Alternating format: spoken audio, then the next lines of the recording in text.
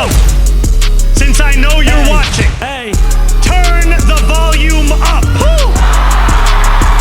Where the motherfucking wave at? Man, I've been bumping all my haters up on playback. Somebody check out how they feeling up at Bill Axe. Put all that money up against me and you still pack. Go ahead, let them feel that. Baby, you on top 5. Go ahead, let them talk loud. Chirp me on my best days. Fuck off with my spot shine. Y'all been busy ducking on my moments while you watching as the stock climb. Fuck all your endorsements, we ain't need it. It's about time. Yeah. Smoking on your pack. You ain't catching on those flights like a Nico Harrison bag. Yo, my generation is penetrated. My season up and it's celebrated. Get relegated, I'm elevated, I'm melanated. Find better races, you suck. Everybody jobbing, getting canceled. Y'all be crashing out on motherfuckers with a sandwich. What the fuck priorities? You always got an angle. That's why all your numbers like you swimming with an anvil. That's just one part of the country, but you spent all of that money while you let people go hungry trying to gerrymander you something. Yeah, that drop quickly, that prop 50, those demographic, they all shifting like hot coffee that burns swiftly. You dropped out the YouTube Disney like woo! Yeah. Get with the times, you cutting minutes on minutes, don't let them see what you like. Glazing Hassan when he's live, replace them all with AI. Get up and work and maybe zero won't be scores they decide. The mighty are falling like Nikki trying to beef so she lasts. More conspiracies than the rumors about the people you cast. I'm on fire, believe the hype like Zolo Ace when he blasts. Buy him some donuts in 3 seasons, Sydney won't take it back. If I'm the hope that you needed, be the change in your feelings. Tell the cynics that optimism's the goal of all of the realists. Oh really? Even if y'all still hating, we got Zohran before GTA 6 and lost Dick Cheney. Oh no! Woo! Too soon? It's been a very interesting week because I had an amazing beginning of the week for obvious reasons. And then I went to a one-piece regional today in San Diego and lost. So, fuck that. Hey, thank you guys so much for watching Freestyle the News. If you like what you heard, please throw that like button off to another team as you tell everybody the defense wins championships and that the like button that you just threw may actually be a little bit too overweight, and then somehow get the first round pick of like buttons, and then when you play that like button as the point guard, you just can't do it, and then you end up losing to the New Orleans Pelicans. Meanwhile, the like button that you traded is putting up 40 points on average a game and suddenly has gotten skinny and found his center, and their team is currently one of the best performing teams in the West. And then leave a comment on your favorite bar. Bro, the Lakers are so fucking good right now. Luka is incredible to watch. We haven't even gotten LeBron in with him yet. Has there ever been a more emphatic exclamation point as to why you should fire Nico Harrison? Dallas Mavericks, hey, do it. Even after somehow finessing the first round pick, they are still in the hole, both in terms of their stats and with their fans. Generational fumble of epic proportions. And if you don't know who Nico Harrison is and you don't follow basketball, you don't know what I'm talking about, this guy traded Luka Doncic, who is one of the greatest players right now, if not the greatest player in the NBA right now, at his prime, from the Dallas Mavericks franchise for fucking nothing because he was petty and, you know, he didn't like him, but then blamed him for being overweight and saying the defense wins championships. And so far, the Lakers have 2 insane superstars on their teams, and the Dallas Mavericks have been just tanking after Luka brought them to a finals run. And this dude has bragged and tried to act like he knows everything, but every sustainable metric has said he is a failure. He can't admit to fucking losing like somebody else we know. But obviously, aside from sports stuff, it's been a very momentous week for a lot of different reasons, right? And so much has happened. But very quickly, I wanted to give a shout out to everybody who tuned in to the live stream on Tuesday. That was a ton of fun. We had a lot of people in there. I love doing that, and I want to do more of them. I turned off monetization while it was going on, and the super chats really did help. So yeah, moving forward, we're going to do a lot more live streams. We're going to try to do them weekly, just breaking down stories or any major events. And I ended up posting a VOD of election night in case you missed it. So you can go check that out. And just in case you're wondering about comeback mechanic, yeah, we're almost done with it. I was going to post it on Friday, but then I had to go down to that San Diego regional and lose.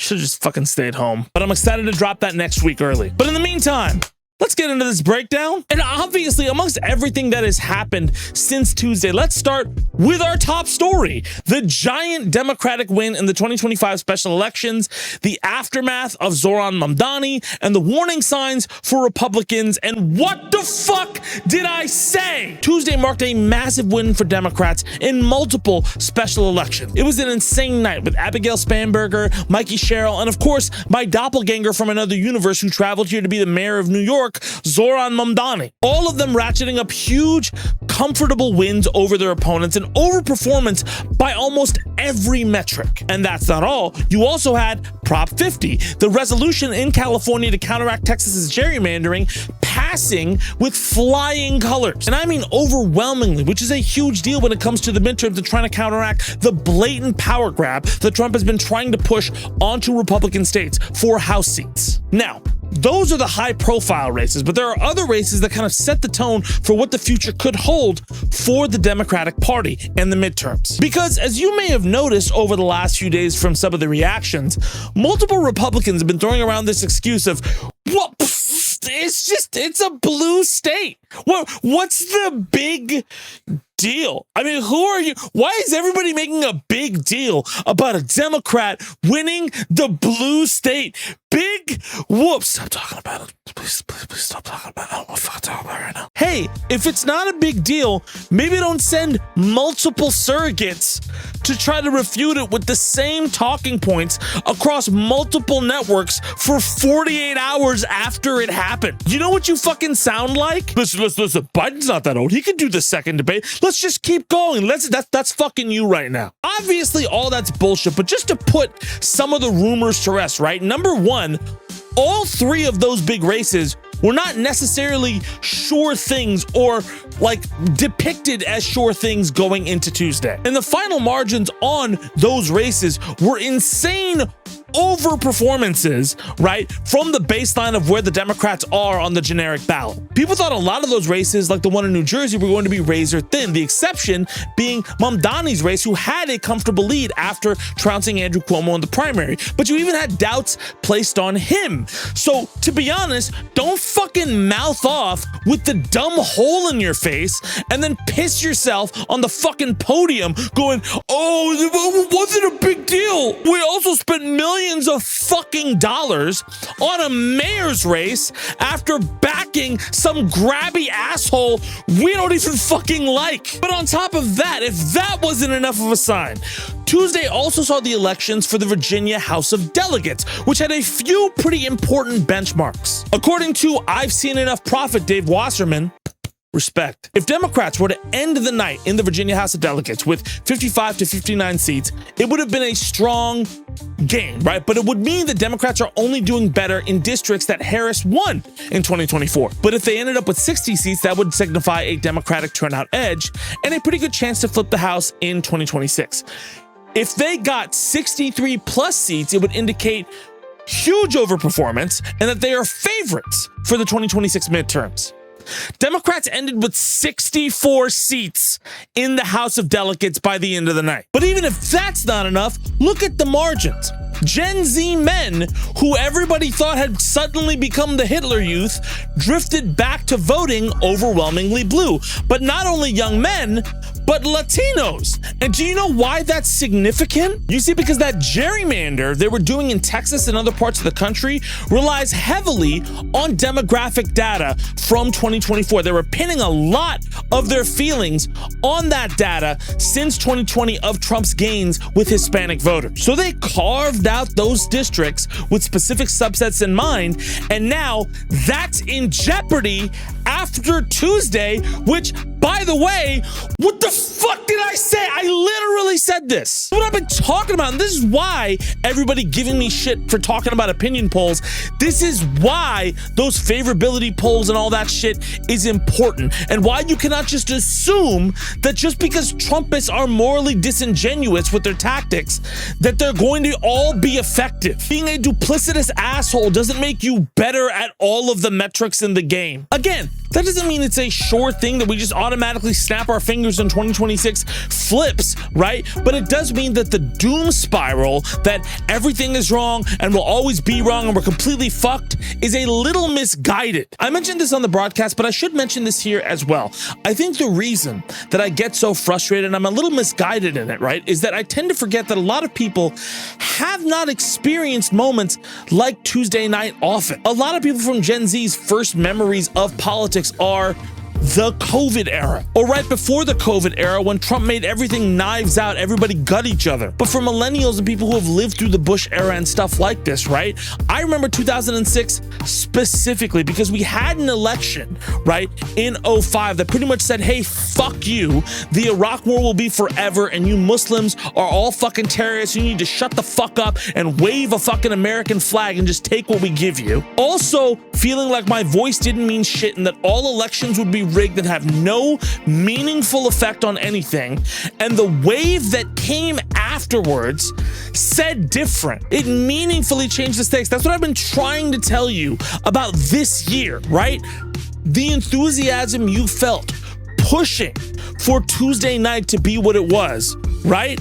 If you let go of the pessimism and the cynicism and the just doomerism you feel all the time that everything's gonna always be bad, it gives you the ability to push harder and actually expand on those victories. You get candidates like Zohran.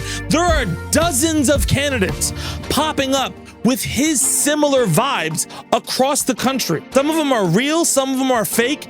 You can push for the ones that you believe in. That's what I honestly wish for people. I want them to let go of that cynicism, right? And look, not everything is perfect, and not everybody is going to recognize when you actually win something. Chuck Schumer never endorsed Mamdani. Andrew Cuomo gave a bitter, bitchy concession speech, while Van Jones and the Washington Post editorial board, which should just come to work with clown makeup on at this point, right, said Mamdani's speech was divisive because he wants to ignite class warfare. What a fucking Fox News talking point, you idiots. I think he missed an opportunity. I think the Mamdani that we saw on the campaign trail, who was a lot more calm, who was a lot warmer, who was a lot more embracing, was not present in that speech. Is he going to include me? Is he going to be more of a class warrior even in office? I think he missed a chance tonight to open up and bring more people into the tent. I think his tone was sharp. I think he was using the microphone in a way that he was almost yelling.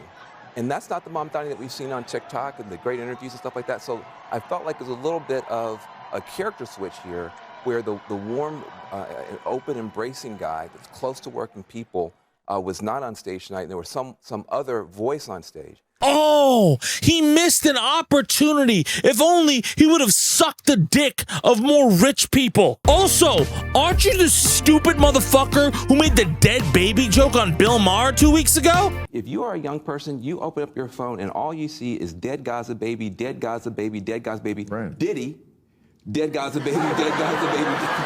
Like, that's basically your whole feed. Maybe you should figure out your communication style before you keep fucking opening your mouth like that. Shut the fuck up, Van. You've been one of the least effective people in terms of political surrogacy I have ever seen. You're like a random extra in a sitcom who comes on to say one fucking line that everybody forgets the next episode. And then when Democrats have a win, you're on TV just like, oh my God, oh my God, and you're crying about it. The president's gonna be happier to have babies snatched away or send dreamers back for no reason. He became president of the United States in that moment, period. There are a lot of people who have a lot of reason to be frustrated with him, to be fearful of him, to be mad at him. But that was one of the most extraordinary moments. Fucking attention whore, this guy. The amazing amount of selective hearing they're implementing to ignore the actual things he said in his speech isn't working. The spin you also have isn't working. It didn't work with the other candidates from Republicans in other states. It didn't work anywhere else because people are fed up with establishment fucking like consultant-based politics. This shit sucks, dude. They want people who speak to them, not to a focus group, to try to manipulate them into their confirmation bias. Chuck Schumer didn't matter in this race. Hakeem Jeffries did not matter in this race. And no matter how many people say the race isn't that big of a deal, the headlines and the engagement across almost every platform from the American public say fucking different. The one thing you should know about the internet is, as good as it is for spinning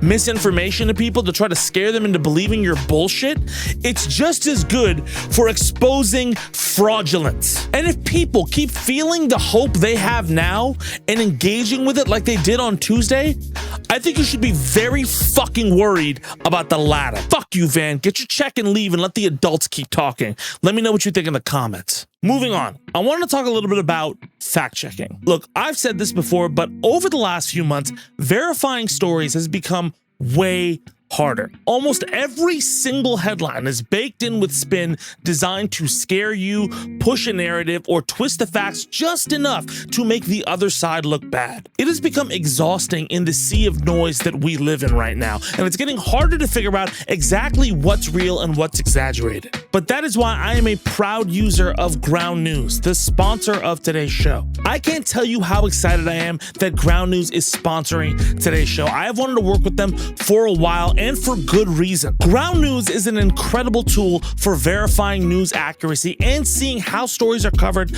across the political spectrum. It aggregates coverage from over 50,000 news sources and literally shows you which side is covering what, and more importantly, who's ignoring what. Let me show you how it works. Take this story about a judge temporarily blocking the Trump administration from sending the National Guard into Chicago. Over 300 sources are covering it, either high or mostly high factuality. 33% of those sources are from the left, just 12% are from the right, and they cover it differently. You can see left-leaning outlets like Raw Story frame the decision as a striking rebuke to the Trump administration. Meanwhile, you have right-leaning outlets like the Washington Examiner calling it a partial block or a minor setback. Same event, two completely different takeaways. You know how spin works. But look, insights like these that look into the material differences in how these stories are covered are the best way I've found to cut through the spin, check your own bias, and actually see the full picture. And in a time where polarization is being weaponized daily, that is a game changer. They even have this great feature called a blind spot feed, which shows you stories covered by one side but ignored by the other. It breaks you out of your echo chamber in real time. Look, I've been using Ground News for a while now. I genuinely love it. And if you want to try it for yourself, you can go right now to groundnews.com/Zed or scan the QR code on screen and you can get 40% off an unlimited Vantage plan today. Not only does this help support my cool rap news channel, it is also a really strong, healthy tool to keep up with the news without drowning in the noise or feeling overwhelmed. I cannot recommend it enough. So if you are tired of media narratives, if you want something solid to stay informed throughout all the noise, and you want to support the show, go right now to groundnews.com/Zed and see the whole picture today. All right. Back to the breakdown. Now moving on, let's have an update on the shutdown, Trump's tariffs, and everything in between. The government shutdown is still going, now the longest shutdown in American history, and the after effects keep piling up. As of Friday, the US is canceling 1,000 or something more flights a day. On top of that, you have furloughed workers lining up to food pantries, and then you have SNAP benefits, which have gone through a crazy roller coaster of a week on their own. As you may have heard, Donald Trump has been keen on not using emergency funds to pay out the SNAP benefits to over 42 million people who need food assistance, despite, again, having the contingency funds to do so. And even after a federal judge ruled He has to. He's required to pay. That was a fucking wild week. Initially, it seemed like half of the benefits were going to go out to SNAP recipients. And then Trump said they weren't going to go out at all. And then the USDA on Friday said that it was going to fulfill the SNAP benefits for November in full, to which Trump then asked the Supreme Court for an emergency pause not to pay out the benefits. What the fuck are you doing? What a callous, petty bitch this guy is. And who the fuck do you think you're kidding? Most people may not be 100% politically engaged, but everybody is talking about SNAP benefits across the country. People are gonna see that shit, you fucking idiot. It's very clear this is being used as a bargaining chip to try to swing at Democrats. But again, the public blames Donald Trump for the shutdown. This is part of the reason why he is so unpopular. Shit like this. He also told Republicans to nuke the filibuster, which, by the way, could massively backfire on them if they did so. But look, early this morning, the Supreme Court actually granted Donald Trump's pause on SNAP benefits, which, what the fuck do you expect at this point from a 6-3 Supreme? What the fuck? Kentaji? KBJ? But how could you? So, this ruling was immediately met with fear and backlash and frustration. And when I saw the headline, I felt pretty much the exact same. It's pretty fucking furious. But looking into it, there's actually a reason Kentaji did this. Because her ruling actually sends the case back down to the lower appeals court, which can work more quickly and get things resolved or reinforced. And if she didn't do that, then it would have taken longer for the Supreme Court to come up with a decision which would effectively destroy the chance of this money actually getting to people. That's actually what Trump did with some other discretionary funds like the ones to USAID. Ran out the clock. So that makes sense. I should also mention, while talking about the Supreme Court, Trump actually brought his tariff case to the Supreme Court this week, to which those received a terrible reception from some of the judges that Trump himself appointed. Bro, what did I fucking say? Look, in terms of my take on this, it is hard for me to express my disdain and frustration and just pure anger at the fact that this fat lard fuck is gonna let people starve for his fucking petty little, like, politics game bullshit with fucking Timu Harry Potter over here. It just lays bare the absolute disdain he has for the less fortunate and how he treats them, and how he just doesn't even consider them human beings or people. What I find interesting in this situation, though, is how much of Trump's vulnerability and blind spots are on display. Let's be all honest with each other. There have been genuinely strong political strategies Trump has implemented, right, in terms of political optics throughout this year when it comes to controlling headlines and pressuring the press. Remember, moving big headlines to Friday to scramble newsrooms, right? Really doubling and tripling down on the Roy Cohn playbook, or even getting the public to believe how strong and unstoppable and powerful he is, even in his most erratic state. But I think the severe miscalculation he has been making in all of this is that through it, he thinks he's somehow enlivening a larger base that exists within the American electorate, and not the same 33% of sycophants who have always stuck to him on culture war shit since he rode down that fucking escalator. I can understand in different circumstances why you would take that long shot, but here's the problem. You have immediate fucking results and proof telling you it's not working, right?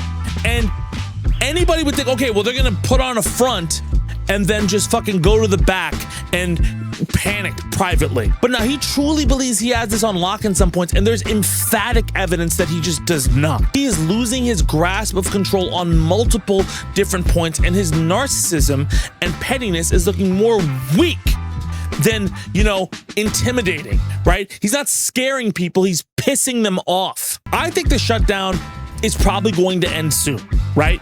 I would think Democrats would probably get a few concessions, and I think SNAP will either get hit with a skip of November or something else, right? But will eventually resume. It would be political suicide for it to completely fall through. But if you're quietly trying to cut benefits under the big beautiful bill while you tell people, don't worry about it, your economy is gonna be great, and they vote against you because they don't like how the economy is, and now the headlines plastered everywhere are about food lines and you letting people starve, I think you're losing more than just this fight. Let me know what you think in the comments. And listen, that's our show. Thank you so much for watching. Remember to like, comment, subscribe. We'll be back next week with another banger and comeback mechanic and another stream. I'm very appreciative of you guys for supporting and everything like that.